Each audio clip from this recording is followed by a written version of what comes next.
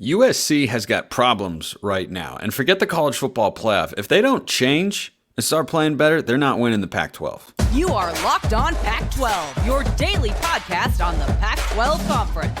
It's the Locked On Podcast Network, your team every day.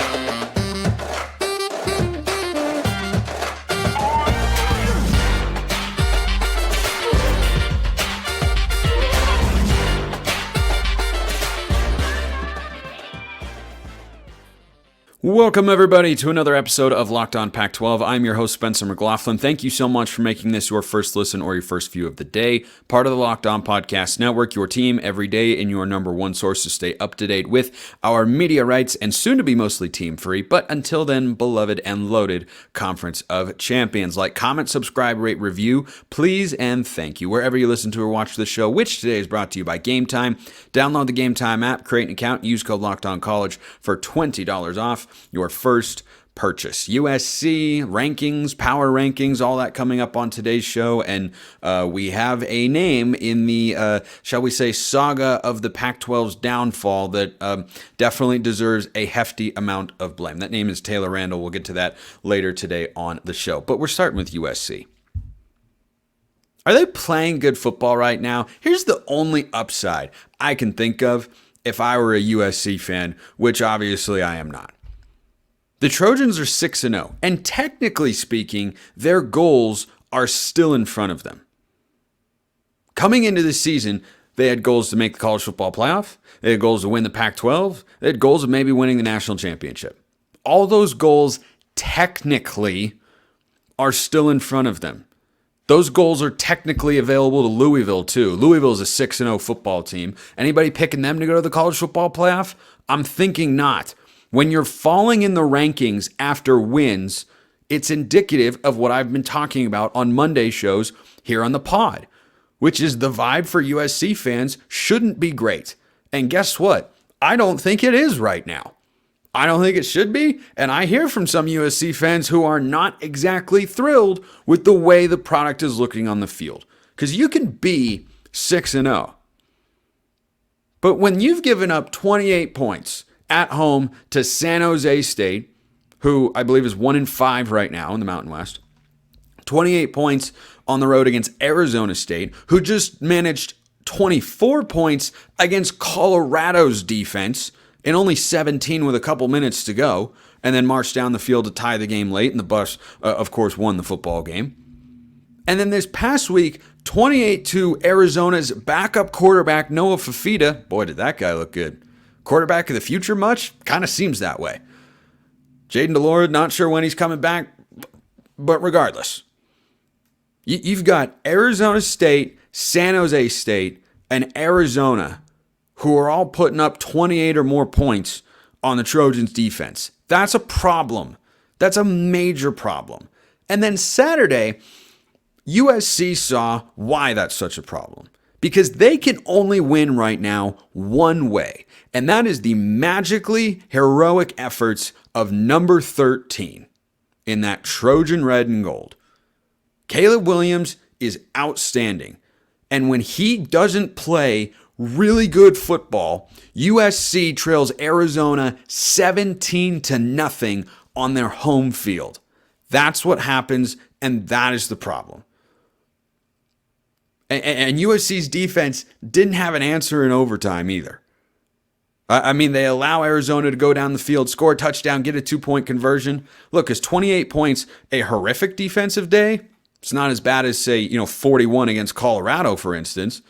But it sure isn't what a conference championship caliber team is going to do.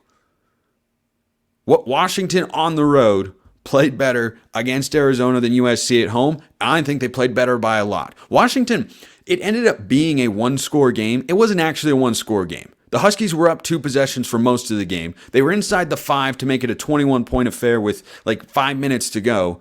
And then they fumbled. Arizona goes down the field after they exchange stops, and they make it a one-score game. Washington recovers the onside kick. It wasn't actually that close. This USC game was not only as close as the final score indicated, Arizona was up 3 possessions on USC's home field, and they had to stage a comeback.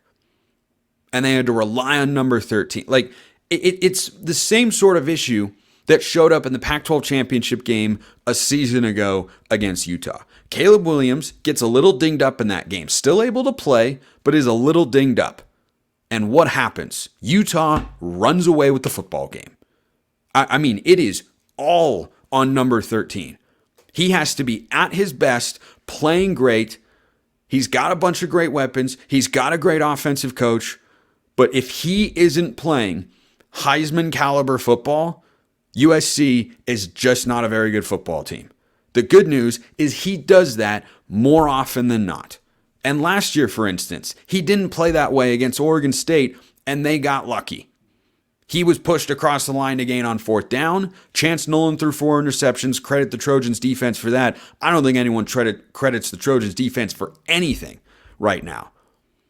After that first week against San Jose State, USC's defense was getting all the flack, from myself included. Like, that should not have happened.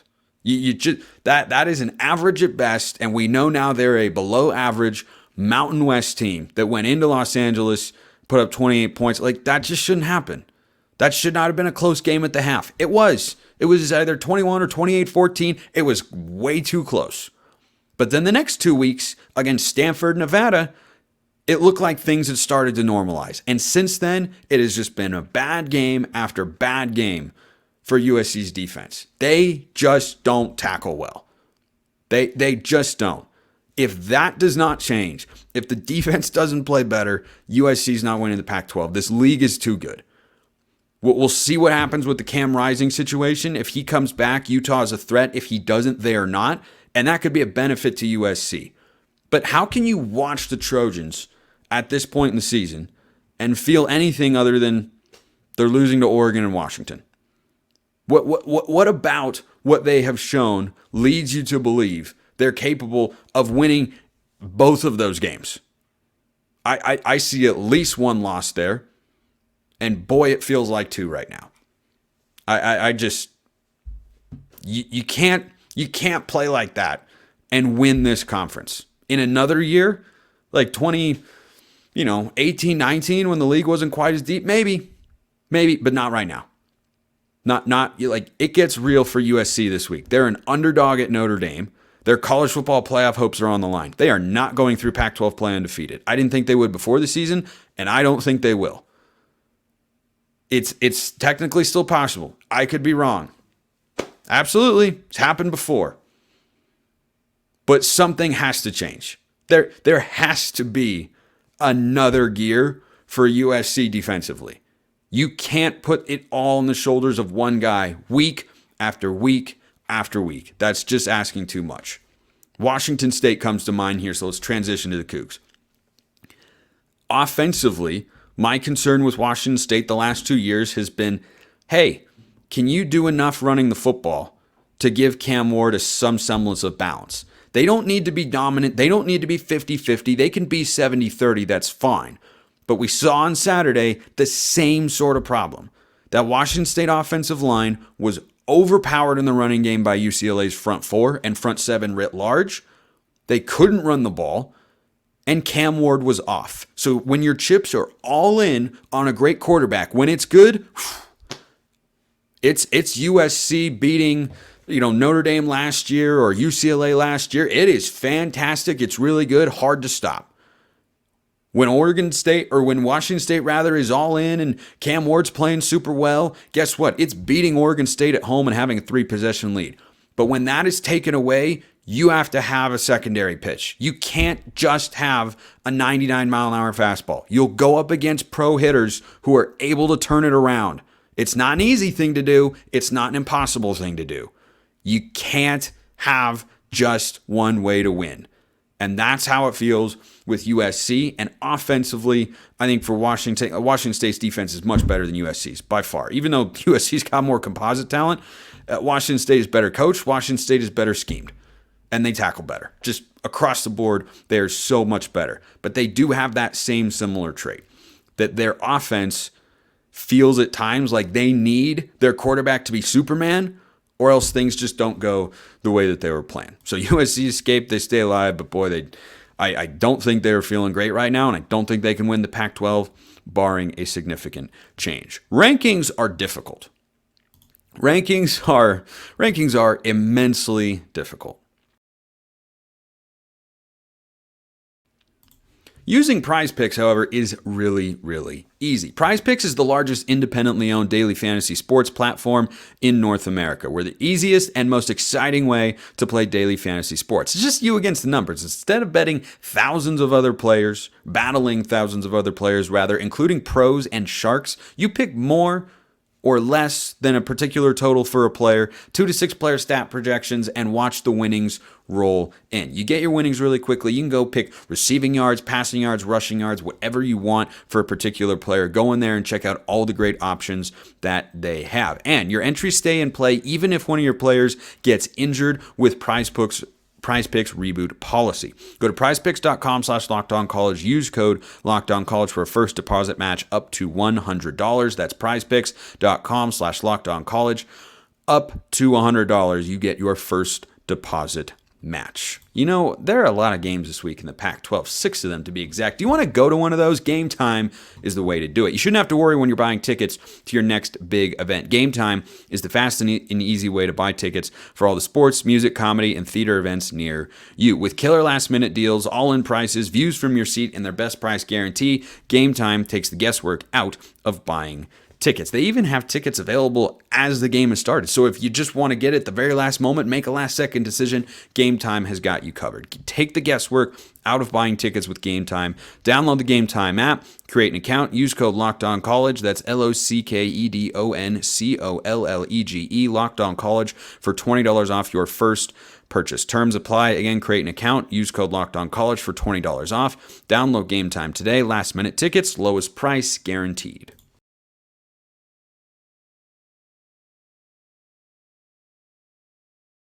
Second segment, Sip in the Books. Let's keep things going here and talk about rankings.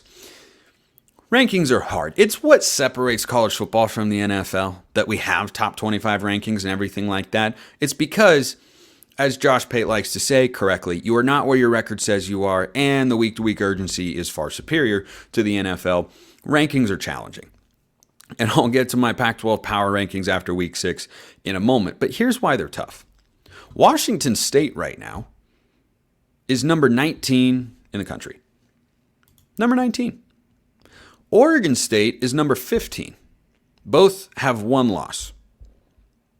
Oregon State's loss is to Washington State, a game in which Oregon State staged a comeback for sure, so it ended up being 38-35, but Washington State was a better football team. Yet they're 4 slots behind them, with 2 top 20 wins and a loss to a team in UCLA who, up until they played Washington State, were in the top 25 through their non-conference slate because they were impressive against a couple of respectable but not amazing G5 teams, but they were very dominant on that front. They go beat Washington State. They're 4-1. They're back inside the top 25 at number 18, just ahead of the Cougs. I'm unclear as to why the logic applies that UCLA, who have a big game against Oregon State this week, we'll talk about that more later as the week goes on, why exactly does UCLA get the head-to-head same record advantage over Washington State, but Washington State doesn't get it over Oregon State? I don't fully get that. And the answer, I believe, though I am not certain, is that the AP voters don't want to put too many Pac-12 teams in the top 15. And you can't drop Oregon State after a win. You have to reward them for a win by at least holding firm, because they were pretty impressive in their win against Cal, at least offensively. Defensively, not so much. But Washington State was number 13 in the country. And having a team go from unranked to being number 13 in the country, well, that just can't have that, right? Anyway, all this will play out over time, so I don't get too hung up on it. I do get mildly annoyed because, as we know, in college sports, especially college football, perception matters a great deal in more than one area, whether it's recruiting or rankings or branding or anything like that. The Pac-12 has got 7 teams inside the top 25 once again. USC dropped after their win over Arizona, as they should. I still look at USC's resume. Here's the thing, and here's where Coug fans get annoyed, and I, once again, as usual, am fully in their camp on this front. Why is Washington State's schedule and what they have compiled so far less impressive than USC? As Josh Pate says correctly, you are not what your record says you are. USC is 6-0. Washington State has been more impressive in their games so far this season. That is a fact. Washington State's got 2 top 20 wins. USC's got none. USC's played 2 close games. They haven't played a ranked opponent yet. Have not played one. They've played a couple of teams at the bottom of the Pac-12, one team in the middle. Oh, I'm sorry. They played 3 teams at the bottom of the Pac-12. They played Colorado, Arizona State, and Stanford.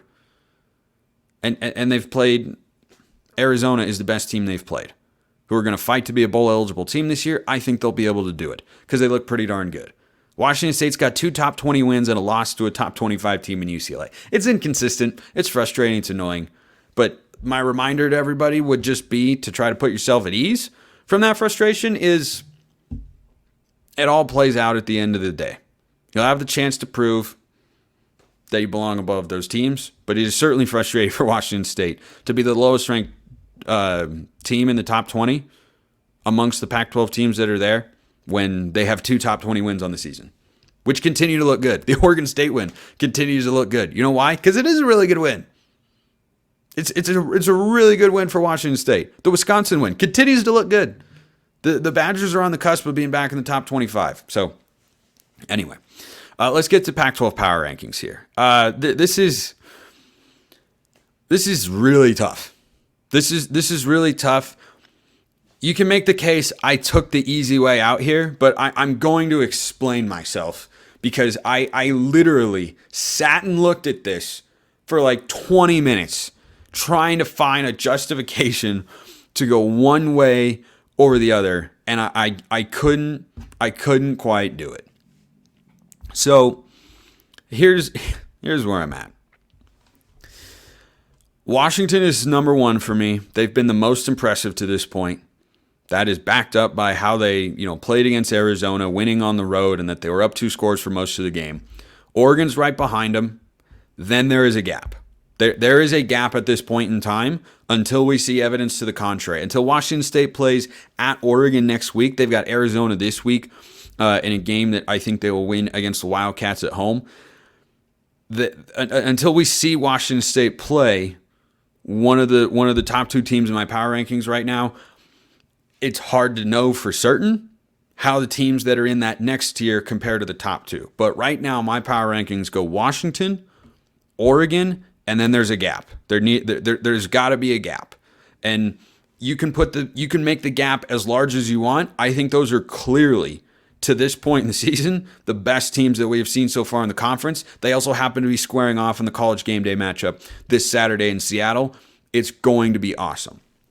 I'm going to go further down the list, and then I'll jump back to the middle. So Washington 1, Oregon 2. From the bottom up, I've got Stanford at 12, ASU 11, Cal 10, Colorado 9, Arizona 8, which leaves 5 teams remaining. And I am struggling to put those teams in the spot. So let's go with who should be right above Arizona.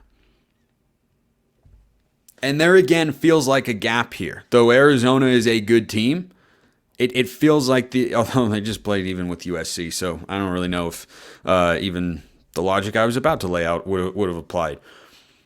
I think tied for that number 7 spot right above Arizona are USC and Utah. But here's the thing. USC still has the best player in college football, who when he has things rolling is unstoppable. When he doesn't have things rolling, as I talked about earlier, is relying upon a defense that cannot tackle to save their lives. Cannot do it. Have not done it this year. Did not do it last year. Still not doing it. Got no faith in him on that side of the ball. Do I have faith in Caleb Williams? I do. I know there are some people out there who, are not as big of fans and don't think the hype is real and everything like that. Believe whatever you want. I've been very consistent on my thoughts on Caleb Williams. The dude is the best player in the country, and he can do a lot of things for you. It's not great when he's required to be Superman for them to win, but guess what? He's good enough to be Superman. He's that kind of guy. So USC and Utah, put me in a bind here. Because if Cam Rising is there, I power rate Utah ahead of USC. But guess what? Cam Rising is not currently playing football and does not appear to have a timeline to doing so. We don't know if he's playing this week against Cal. We don't know. Now, Utah's defense still gives them a baseline standard that is good enough. But if you have no Cam Rising, then I put Utah just above Arizona, and then I would have USC right above Utah. Because if Nate Johnson and Bryson Barnes are going back and forth with the quarterback situation, the Utes offense just doesn't have anything it can really do, and the defense is still really, really good. So I'd have Utah at number 7 right now with no Cam Rising. Utah with Cam Rising, though, if he comes back and can be 80 to 90% of what he's been in his career as the Utes quarterback, Utah could be number 3. I could power rate them number 3. Absolutely, with the way that defense has played this season. But we just don't know. So I'll stick Utah at 7 and USC at 6.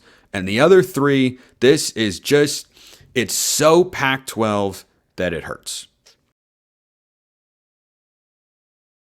Nothing hurts about getting the Jace case, though, because the Jace case has got 5 life-saving antibiotics for emergency use. All it takes to get a Jace case is fill out a simple online form and in some cases jump on a quick call with one of their board-certified physicians. Get ongoing care from their physicians on any treatment-related questions, doctor-created, doctor-recommended. You don't want to be caught unprepared in today's world. Take charge to be able to provide care for yourself or your loved one during the unexpected. Jace handles everything from online evaluation to licensed pharmacy medication delivery and ongoing consultation and care. Get $20 off on these life-saving antibiotics today from Jace Medical by using my code LOCKEDON at checkout at jacemedical.com. That's JASE medical.com. Use code LOCKEDON for $20 off your Jace case today.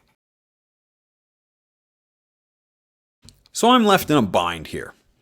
I'm left in a bind of, who do I think's got the most potential? Who do I power rate with, what's been the most impressive so far and everything like that. UCLA, Oregon State, Washington State. This is so Pac-12 that it hurts. And this is where some people say, you're taking the easy way out. Well, I don't know what else to do here. These teams are all in a tie for third. Washington State, Oregon State, UCLA. UCLA's defense is legit. That is a good Washington State offense, and they thwarted them completely and dominated the game and won the game. But then I have a concern. Here's the thing, is I can look at all these teams and tell you what I really like about them. Then I can tell you the big concern I have. And then there's this wonderful world in which Oregon State plays UCLA this week. So we'll maybe get some more clarity there. But Washington State beat Oregon State, but then UCLA beat Washington State. You can't power rank one team above another when you've got all of this craziness going on, and it's just painfully Pac-12. I'll put them all above USC because my questions about these teams are not as significant, though UCLA is close because Dante Moore is still playing like a true freshman, though in theory will get better as the season goes along. I'd put UCLA probably as the lowest of the 3, but then again, they just beat Washington State. So how's that fair to UCLA? Answer, it's not. It's why they're all 3 tied. So based on what I've seen from the teams, who's been the most impressive, and what I think the overall upside is, I think the tie for third in the Pac-12 power rankings right now is Washington State, Oregon State, UCLA. And there's a big question with all of them. Is Dante Moore going to stop throwing a bunch of interceptions? Is Oregon State's defense capable of playing well on the road? Is Washington State able to run the football? These are legitimate concerns that have reared their heads for all of those teams. I think they're smaller concerns compared to USC's entire defensive unit, no matter where they play. Because Oregon State's defense, good at home, bad on the road. USC's defense, bad at home, bad on the road. Doesn't matter. Just does not matter. Utah's offensive situation throws a wrinkle into all this. So that's why I say rankings are hard. So Washington, Oregon, 1-2. Then there's a gap, it feels. Tied for third, Washington State, UCLA, and Oregon State. Then USC, then Utah, Arizona, Colorado, Cal, Arizona State, Stanford. Go ahead, tear the power rankings to shreds. That's how I feel about things right now. Speaking of tearing to shreds, the leadership of the Pac-12 over the last 10 to 15 years has orchestrated, unintentionally in some instances, the downfall of the conference, much to my chagrin. And I had long commented during the whole saga this summer about, hey, I really feel like at some point there's going to be a need for after the fact reporting on who made these decisions, what exactly went down here and all this sort of stuff. And information continues to come out on that front. Shout out to my guy, Dang Trojan, who listens to the show and was upset at me proactively for not mentioning this on the show. Like he was not thrilled because he was convinced I wasn't going to bring this up, which is weird because I hadn't recorded a show yet. And I had seen it and I had jotted it down in my notes to talk about on today's show. But you know what? That's okay. I understand his frustration there. I mean, I don't, but I do. So anyway, Taylor Randall, the University of Utah president, John Canzano reported that the president who got with one of his professors to get to the $50 million valuation standpoint that led to them rejecting the $30 million a year school or a year media deal per school with Fox and ESPN that Kliavkoff did present to the presidents. For all the flack George Kliavkoff takes, that deal went out. He went out, had that deal, brought it to them, and they said, nope, you're going to go back and get this. And so they decided collectively. Now, you can blame George Kliavkoff partially for saying, or for not being able to look at the presidents and going, hey, we need to be able to just keep the conference together. And we can't get picky about, a few $1 million a school. It's obviously a little more than that when you're talking about from 30 to 50 million, but they were never going to get 50 million without UCLA. You can talk about missteps of George Kliavkoff, but what was my saying that is going on my gravestone when I die? All summer long, presidents vote on realignment. Well, this particular president has made, we know now, a colossal mistake of determining through his own research. Always a good idea in today's world when someone says something that can be boiled down to the effect of, I did my own research. Sometimes that's a good thing, but we all know the sentiment I'm talking about here. So Taylor Randall makes this massive mistake and thinks because of a professor at his university that the schools are actually worth $50 million each per year. Just as a recap, Utah, Arizona State, Arizona, and Colorado are going to the Big 12 for about $30 million a year. Cal and Stanford are going to the ACC for much less than that. Oregon and Washington are going to eventually have the most. They're also in the low $30 million a year range, and eventually an escalator clause will build that up. So this just brilliant thinking here and outstandingly accurate research was a major factor in leading to the Pac-12 turning down an offer that would have kept the conference together, including Colorado. That is what every report has indicated, is that if this deal had been agreed to by everybody, Colorado wouldn't have jumped to the Big 12, which was never the move that tanked the Pac-12 in the first place after USC and UCLA left. It was Oregon and Washington leaving, but they were out there trying to scramble to find a deal, and then the media market turned and the economy took a hit and everything lined up, but the deal was there, but it was Utah's Taylor Randall who apparently was leading the charge on, no, we can get $50 million a school or in that sort of range. They got greedy, they got arrogant, they were flat out wrong. And the presidents who, when the Pac-12 was undergoing its demise, and I said, well, who's to blame here? Pac-12 presidents deserve the lion's share of the blame. The ones who hired Larry Scott, who didn't fire Larry Scott, who enabled Larry Scott, and all the decisions that were made, everything that went down. And this is just a fantastic example of all of it. Just gross ignorance and incompetence. I don't know Taylor Randall. I don't know him personally. I don't have some vendetta against him. Just that particular error that he made helped contribute to the downfall of the conference that I love. So it sucks. Anyway, let's wrap up with some football talk. This from Ryan out of the mailbag. YouTube comments or Twitter at Smalls_55 or at LO_Pac-12. DMs and mentions wide open. This question from Ryan. Can we get receiver rankings in the Pac? Yes, of course you can, Ryan. So this is not merely a compilation of the 10 leading wide receivers in the Pac-12. These are who I judge at this point in time to be the best receivers in the conference, who, if I had a draft per se, if it was a fantasy draft of, picking my own Pac-12 team to assemble, I would take them in this order. Number 1, Rome Odunze from Washington. I think it's a pretty easy choice. Number 2 is also a pretty easy choice. Troy Franklin of Oregon. Those two are going to the NFL next year, and they'll be taken within the first 2 or 3 rounds. They're both really good. Number 3. Have you guys watched Tetairoa McMillan at Arizona this year? He is bigger. He was thin when he got to Arizona. He has built himself up. He's really good. I'm a T-Mac fan. T-Mac at number 3. I'll take Travis Hunter at number 4 from Colorado. Zachariah Branch at USC when healthy, number 5. His teammate Brendan Rice, number 6. Rice is a guy who transferred from Colorado to USC, didn't play a ton last year, but then kind of had a coming out party in the Cotton Bowl. If he were on a team like Washington State, for instance, or Arizona State, or like a lot of different teams, he'd be the number 1 target. He was at Colorado, and he would not be with Travis Hunter there. He'd probably be the number 2 target, though. I think he's really good, which is not a shot at the other Colorado receivers who do a really good job. Brendan Rice, number 6. Jalen McMillan at Washington, number 7. Jeremiah Hunter at Cal. Don't sleep on the Bears' number 1 offensive weapon. He is a big physical guy who makes contested catches. I like Jeremiah Hunter a lot, always have. Jalen Polk at Washington. I like the fact that Washington has 3 in the top 10 here is completely justified because they're really good. Probably the best receiving core in the country. They just do everything. There's nothing the Washington receivers cannot do. So Jalen Polk, number 9. And then Kyle Williams. Got to shout out the top target thus far for Cameron Ward and the passing offense. Like, Ward has been the driving force of it, but Williams has been really, really good.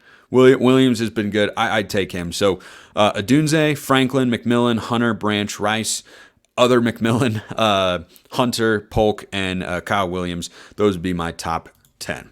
I think that's enough for today. Gosh, we have so much to get to this week. I'm excited for tomorrow's show already. Appreciate everyone listening. I'll see you next time, and until then, hope you have a wonderful rest of your day.